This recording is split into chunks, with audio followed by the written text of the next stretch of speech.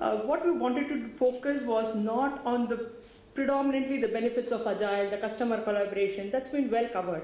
So we wanted to understand at the ground level how are the implementation. We wanted to explore, I'm moving on to the objectives as to the domains where Agile is being used. Can it work in a safety critical domain? What are the benefits, what are the barriers encountered through the Agile journey? Is there any difference when I embark in an Agile journey during the first few years? What are the benefits I get after I work, after I've adopted it for about 5 years or more? And what are the metrics reported? What are the project metrics, product metrics? How does it exist along with CMMI and other models?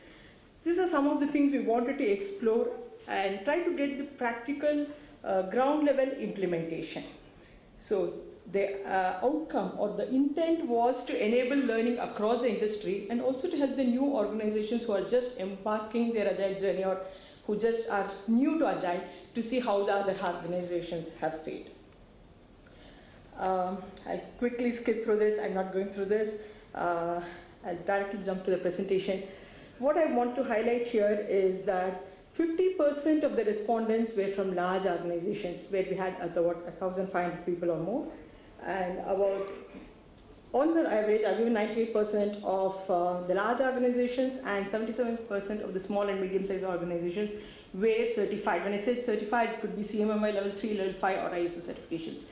That is what we focused during the survey. And about 52% have responded that they've been using Agile for more than 2 years. The takeaway from this slide is to say this survey, the findings is very much valid. It's from practitioners, it's from people who have been using it for a long time. It's not the ideas of a newcomer. We wanted to check how Agile is predominantly getting supported in the organization. We noticed the first blue line that you see getting into a part of their quality management system. We noticed even several organizations who are new to Agile, who just embarked their Agile journey, have already started taking Agile as a part of QMS also. They get support from external team and things like that. About 6% of the organizations indicated on self-managed teams. They don't get any other support. That's a small number, but the section itself was answered by 72% of the respondents. Going on to the training methods, we see that many organizations do have in-house training. What I want to say is organizations are taking it up in QMS, organizations are having in-house trainings for this, so there is more need for Agilists to meet and discuss the best practices amongst them. So there's a need for this group of people to participate in forums like bSpend so that we learn from each other. How is Agile spread? As you can see, Scrum is predominantly used. What we notice, the difference from other surveys is the increase in usage of Kanban. Many people call it a lean technique. Some people, now Agilists want to say it's an Agile methodology, but compared to other surveys, we noticed a significant increase in the usage. Probably because many of the organizations who responded do have a manufacturing background, so they must have learned is what we are just proposing. It could be the reason. And the organization's Agile experience, what is predominantly believed is people start off with Scrum and then move on to other methodologies. We did not see any such impact. The number of methodologies used in an organization, most of the organizations have 1 or 2 methods, but a few of them reported using as much as 6 or 7 methodologies. But it's predominantly 1 or 2 methods with Scrum, Scrum plus Kanban, or Scrum and XP hybrid being the most predominantly used methodologies across the industry. This is where we wanted to actually explore new areas to see which domains are following Agile. What we noticed is that almost all domains, including safety critical domains like pharma, avionics, other embedded systems, have started looking at Agile. In fact, telecom, very frequently as an Agile consultant, I get the question, can I do it in an embedded system? Can I do it where there's a hardware dependency? What the survey says is 34% of the respondents have said that they do it in a telecom domain where there's a large dependency on the hardware. So it is possible to use Agile in almost all the domains. Distributed Agile is something we just wanted to make a pass of it. We did not want to explore this during the survey because that itself is a new thing to explore, the challenges faced and the solutions. But quickly, Distributed Agile is a reality. 75% of the respondents have mentioned that they do adopt Distributed Agile. And looking at the types of project, it's no longer only for development project. People have reported using it for maintenance and even systems integration.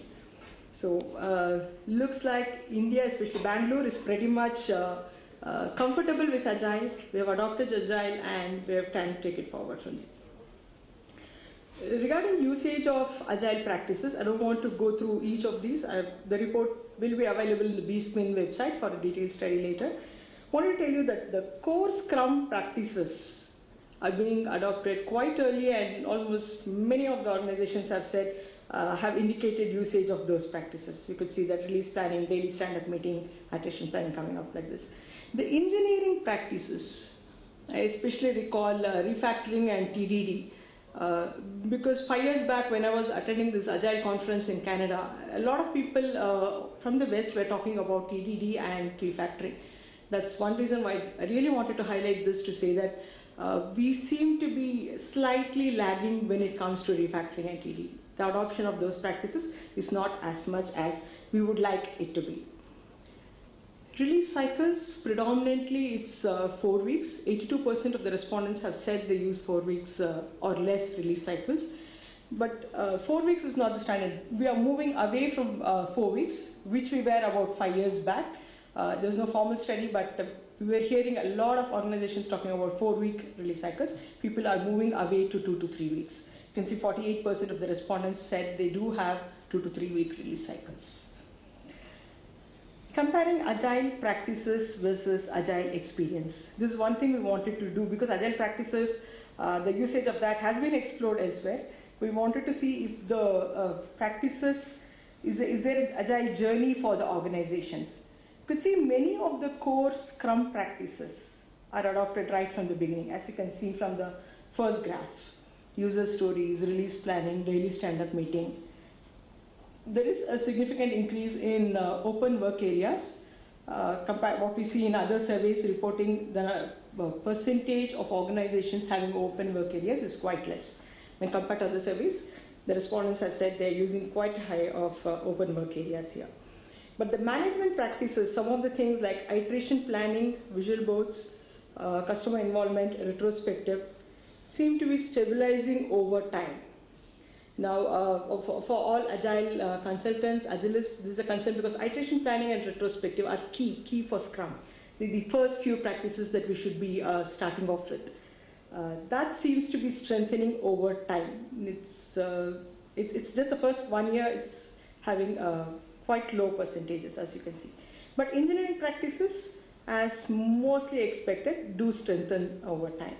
Looking at TDD or continuous integration, refactoring, pair programming, they all increase as Agile experiences increase. I'm sure some of you might have some questions here. I'm just going to quickly run through the slides because of time. Please reserve your questions. We'll do spend a few minutes on the questions later on. Wanted to explore the estimation techniques used by Agile organizations. What kind of estimation techniques do they use? So about 53% of the respondents said user stories are being used even at the proposal and bid stage. That means story points and stuff like that have been fairly used, have been stabilized at an organization level that it can be used at a proposal bid stage or a bid stage. And about 80% have used user stories, WBS or guesstimation. Apart from the survey, like Ravi mentioned, we also did a lot of panel discussions, and we were part of that. We noticed what predominantly is being used is the traditional techniques at a proposal or bid stage, whatever the organization is familiar with or used to, and user stories getting adopted a little later. I wanted to give you, that's not what the survey says, but I wanted to give you both the perspectives. Moving away from guesstimation to WBS seems to be taking much longer time. As you can see from the second graph, guesstimation coming down and WBS going up. Slightly delayed thing. We would expect that to happen much earlier. automation a key for agile projects? We got a response from only 76% of the respondents.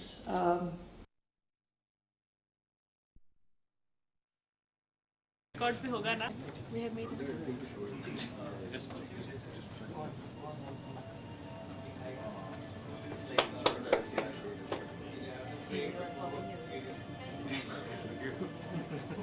amongst all individuals and try to eradicate all kinds of prejudices. Today we stand united, which means to say that we come from different regions of India, different cultural background. So whom did you eradicate today? All kinds of differences amongst the people, and of course with the teams. Not any of the people now. No, not really people around. Classical example is today is like we are on 4 teams together, made up to a single community kind of thing. We're going to replicate it as to say that we are unity in diversity with different diversified culture.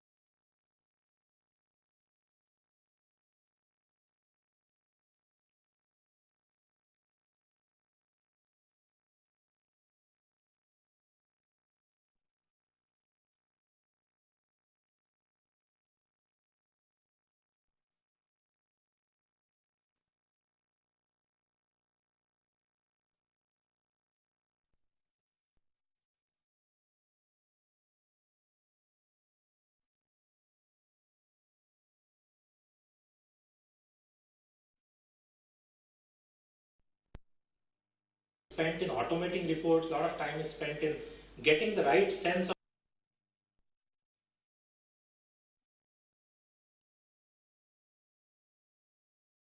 agreed upon. What are the next steps? Probably the data benchmarking of agile projects. Maybe practitioner groups from CMMI and Agile, like I mentioned earlier, will have to integrate the two and adopt the best practices from both these different frameworks to get what we can get. I'm now open for question and answers. We're on the concluding slide.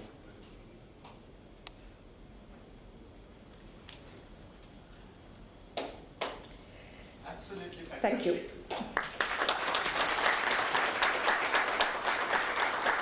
Thank you very much, Kalpana. Well, ladies and gentlemen, that's Kalpana who is giving you BSpin Agile Practice Benchmark Report 2012. Request you to stay right here.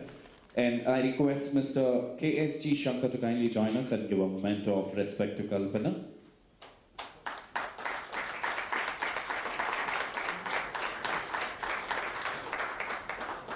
And also, ladies and gentlemen, the executive summary is available in the stall right there behind you for free. Thank you so much, Kalpana, and thank you so much for honoring, sir. The executive summary is available in the stall for free right behind you. And at the same time, the detailed report will be available for purchase on BSpin website, that is bspin.org.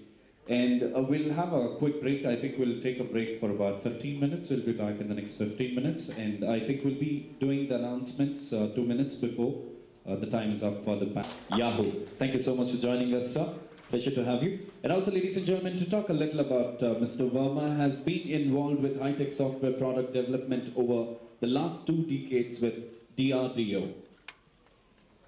And our next panelist is Preeti Madhu, Head of Consulting, ThoughtWorks India. Preeti is the Head of Consulting Services Group and is responsible for delivery of consulting offerings around business agility, software delivery, acceleration and optimization using lean and agile techniques. She has also been involved in many distributed projects as a BA and then PM. And now I'd like to call upon onto the stage the next panelist, the co-founder, President and Chief People Officer, Happiest Minds Technology Private Limited, Mr. Raja Shanmugam. Let's give a big round of applause to Mr. Raja. Thank you so much for joining us, sir. He holds a vast experience in the IT industry for more than 25 years and also before co-founding Happiest Minds, he was the CEO of Mindtree. And also some interesting things about him is he was the CEO of Mindtree Foundation, where he implemented challenging and innovative initiatives for persons with disabilities in primary education. And finally, the next panelist joining us is, ladies and gentlemen, consulting partner QAI Global Services, Mr. D. Shankara Raman. Let's give a big round of applause to Mr. Shankara Raman, who holds multiple accreditations from SEI and is a consulting partner at QAI. Thank you so much for joining us, and we begin with the first panel discussion, ladies and gentlemen. That is People Track.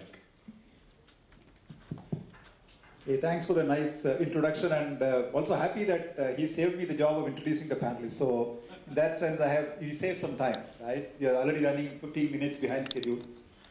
So my first, congratulations to the DSpin on the eve of the 20th anniversary. It's been a very, very fruitful journey. I've been fortunate to have been associated with it for 5-6 years in between, when we were actually scaling up and struggling sometimes to actually figure out what is the next phase of our journey. So it's wonderful to know that the momentum has sustained over the last 20 years. The next 20 years will be very, very, very different. I can tell the executive committee and the advisory group that it's not going to be a continuation of the last 20 years. Unless we are very different. We need to be different to keep up with the growing demands in the marketplace. So the theme for the panel discussion and the conference overall, it's a wonderful theme, creative theme in my opinion. Wonderful idea in terms of blending the two diverse spectrums of the software development. The ways of producing software, the creative, exercising the creative mind, the craftsmanship way of generating software, driving software development. In fact, if you really look at the birth of Google, two people created Google, and today you know that they're one of the largest, one of the most sought after corporations in the whole world, right? Primarily driven by people, actually. So it's wonderful to know that we've had that influence one of the parts of the theme for the conference. The other side of the industrialization, that will be the subject of panel discussion in the afternoon. The process, the tools, the orientation from that perspective. We all know the software industry has evolved over the last 40 to 50 years, especially the last 20 years. India has been in some sense, the forefront of the software industry and the movement. And there's a lot of, we have seen the process, the engineering, software engineering side, go through a significant momentum over the last 15 years. But the last 5 to 6 years, you would have actually seen a change in the momentum towards the people track, especially the agile and the lean movements. And that's one of the primary subjects of debate in terms of perspectives as part of this panel discussion. Now, the software, one of the fundamental reasons for this is the fact that we need to produce software much quicker. The ability to be fast in terms of response to the market, be nimble to the marketplace, and also to be able to meet with the diverse demands. Now, if you look at the size and complexity growth over the last 10 to 15 years, operating systems run into 50 million lines of code, 60 million lines of code, right? Developed across the world. It's not developed in one location. If you look at Linux, again, the way that Linux has been distributed or developed in a distributed environment, the way people work and collaborate with each other, I think that's a object lesson for the way we need to work around the world in terms of producing software for the new generation. I think that's a extremely important thing to look at, and how you work and collaborate with each other is something as we need to look at a completely different paradigm. And that's really what Agile has actually kept advocating over the last 10, 12 years that it's been around. It's a change management paradigm. It's not just a question of implementing a methodology or a process or an approach, as most consultants make it out to be actually. Rather than people who have been in the game actually know that if you want to succeed with Agile, it's not a prescriptive process, 1, 2, 3, 4, 5 like CMMI is. Or I would say CMMI is prescriptive, but I can't talk about it from that angle. But certainly, it's a lot more about the way you get people to work around, the culture, the leadership involvement, getting the individuals motivated and getting the teams to work as self-managed teams rather than manager-managed teams. That's a fundamental paradigm shift, right? From being managed by your manager to actually being told that you can manage yourself today. And it's a completely different paradigm for many of us who have grown up in an environment where we've always been told to do 1, 2, 3, right? In your college, in your school, and you've been, if we were talking about, during the introductory meeting with each other, as part of the panel, we actually said we have grown up in an environment where asking questions is not really encouraged, right? On the other hand, today we talk about teams managing themselves without necessarily manager coming into the picture by and large. So it's a fundamental shift, and we need to figure out how organizations actually respond to the challenges in getting teams to be self-managed rather than manager-managed. I think that's something that I would like the panel to spend some time discussing on what kind of challenges exist and how organizations typically overcome those challenges. But having said that, Agile is not only about people and the collaboration or the governance mechanism that's actually different. It's not just about teamwork and managing teams. There's a lot more to it that comes from in terms of new kind of practices, right? If you look at the kind of practices that XP advocates, continuous build, integration, extreme, the test automation, test-driven development, acceptance test-driven development, pair programming. A lot of these are practices that actually are absolutely required for Agile to succeed. It's not just the management practices that Scrum advocates, for example. That's important for Agile to succeed, but even these practices are important. Some of these are a subject of debate again for the afternoon panel. I would leave it to that. But certainly this panel is going to be spending some time in terms of sharing their experience. Very distinguished panel. I think the introduction was brief, but you have a detailed description of what their backgrounds are, so I would not go into that. But the panel is going to share their perspectives on some key themes. We debated that relating to getting the best from people. We expect the panel to explore aspects such as skill development, retention, building on the collective knowledge of people, empowered teams, outcome-aligned processes, and shorter cycle times. How do individuals, teams, organizations respond to these challenges for making these things happen? So I think that's the kind of themes that the panel will be deliberating on, sharing their perspectives. It's a very, very, the panel is a very elite panel. The guys, the people here have worked and experienced some of the people-related aspects in the way they have actually done work for several years. So I'm also looking forward to listening to them and sharing our perspectives overall and summarizing and providing some inputs there. And we expect you to ask a lot of questions. So the way the panel is structured is each panelist, I would expect them to spend about 10 to 12 minutes highlighting their perspectives from their experience on aspects relevant to people. And then we will have 30 minutes at the end for Q&A. So if you have any questions, I would like you to reserve those questions to the end. Pass on a chit. We'll have volunteers on both sides to collect those chits and hand over to the panel here. We will address those questions in the end. We expect to get about 25 to 30 minutes in the end to address questions. So without waiting any further, let me request Preeti to share her perspectives first in terms of what her thoughts are on the people aspects. Thank you.